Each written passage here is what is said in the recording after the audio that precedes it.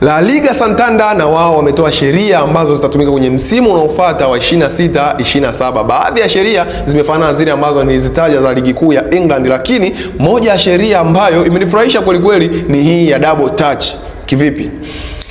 Kwenye penalti huwa kuna mpira ukipigwa, kama mguu wako utaugusa mpira mara mbili kabla ya kuelekea golini, basi penalti hiyo ilikuwa ikifanywa kama ni foul, na timu pinzani ambayo ilikuwa ikipigiwa kipa anacheza ile foul kuelekea golini kwenu. Sasa kama itatokea double touch kwenye mpira wa penalti, mpigaji atapewa faida tena ya kurudia kupiga ule mpira, lakini kama atafunga hapo ndo atapewa faida ya kurudia, lakini kama atakosa ile penalti, basi shughuli itakuwa imeishia hapo hapo. Double touch itakuwa imefanya makubaliano yako kwamba hakuna kurudia tena ule mpira kwa sababu ulishakosa na unafanya double touch, lakini kama akifunga basi itarudiwa. Na hiyo ni moja ya sheria ambayo itatumika kwenye La Liga msimu unaofuata 26-27. Ball the Sun.